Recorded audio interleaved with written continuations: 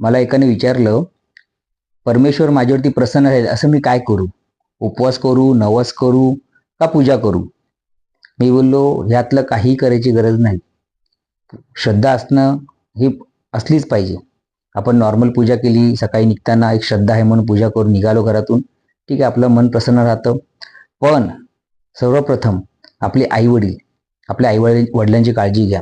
त्यांना काय पाहिजे, नाही पाहिजे याची विचारपूस करत राहा. त्यांना त्यांच्या काही मोठ्या गरजा नाही आहेत, भरपूर छोट्या-छोट्या गरजा असतात.